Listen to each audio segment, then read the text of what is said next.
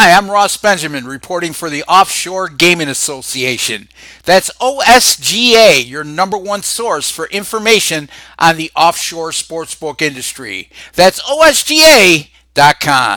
Time for my weekly edition of my NFL Underdog Picks of the Week. Congratulations to those who followed my video last week, or I should say viewed my video last week. If you followed my picks, you did awfully well as we cashed in on all three of our underdog selections. This week I have two underdogs. They both go on Sunday, December the 16th. And I just a friendly reminder here, folks, I'm currently recording on Thursday, December the 13th. So these lines are subject to change depending on when you view this video. Let's get right to the two games. Let's start out with the NFC North battle between the Green Bay Packers and the Chicago Bears. Long-standing rivalry between these two clubs that go back to the early days of the NFL. Currently, as we speak, the Green Bay Packers are a 7-point underdog at Soldier Field. Green Bay coming off a 34-20 win last week at home against Atlanta.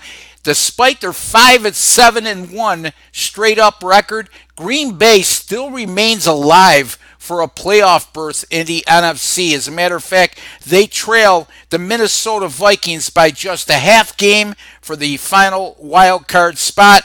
And Minnesota has been reeling of late, 2-4 over their last 6 games. They're also a half a game behind the Carolina Panthers, who are right on Minnesota's heel as well. But those are Carolina Panthers that have lost 5 straight games to fall to 6-7, and Carolina with a really tough game at home on Monday night against New Orleans. So, believe it or not, the Packers are still alive.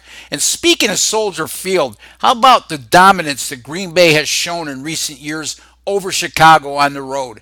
Green Bay has gone a perfect 8-0 in their last 8 trips to Soldier Field in Chicago. They've also defeated the Bears 10 of the last 11 and 15 of their last 17 meetings overall. So Green Bay owns this series. They're getting a very substantial number here in 7 points on the road.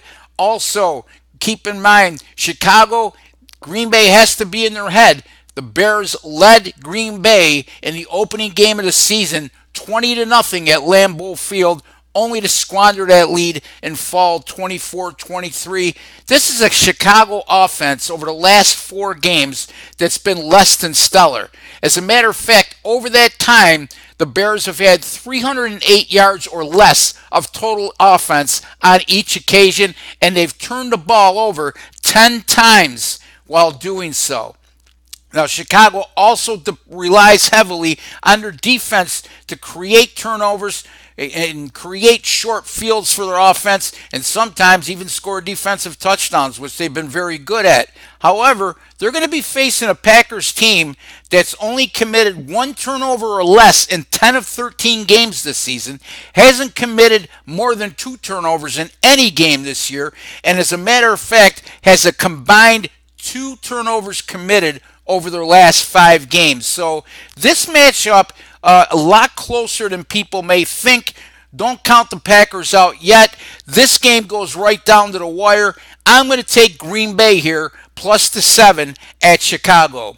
The next game we're going to take a look at is the New England Patriots at the Pittsburgh Steelers, 4:25 p.m. Eastern Time.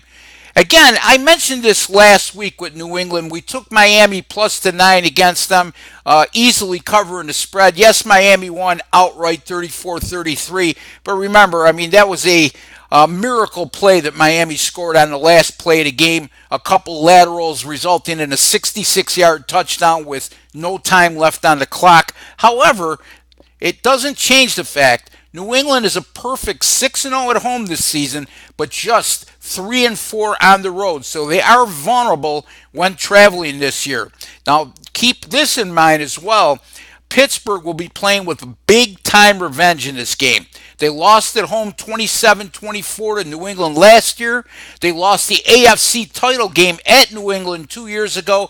And as a matter of fact, since 2013, Pittsburgh is 0-5 straight up in ATS against New England. And boy, oh boy, if they ever have an opportunity to change that course, it'll be on Sunday, because this New England team, as good as they are, don't look like the dominating clubs that we've seen in years past. Having said that, Pittsburgh has a ship to right of their own.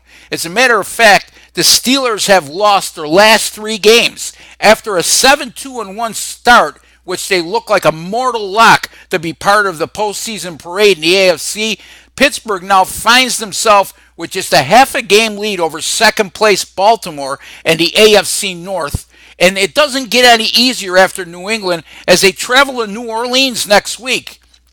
Meanwhile, Baltimore has a game they should win at home against Tampa Bay. So this is going to be an urgent and desperate situation for these Pittsburgh Steelers. And you know what?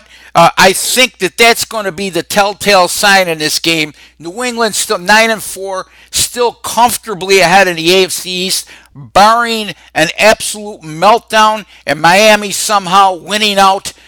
The New England Patriots will win their 10th straight AFC East title, and Pittsburgh a lot more to play for in this game. Also keep in mind, this still remains to be a Pittsburgh offense that's very explosive.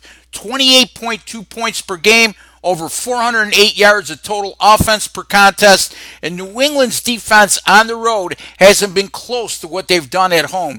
As a matter of fact, in 7 road games this year, the Patriots are allowing 25 points per game and over 402 yards of total offense to the opposition.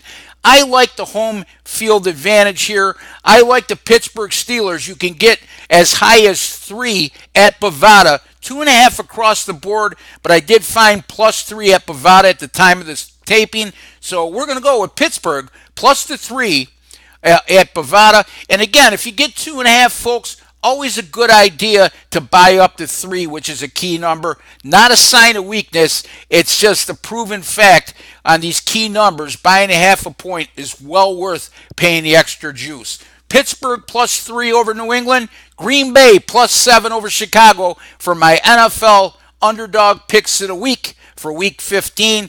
Be sure to visit my website, which is rbwins.com. At the time of this taping, folks, I've gone 12-2 with my last 14 paid selections in all sports. As a matter of fact, last Sunday in the NFL, how about a 6-0 sweep?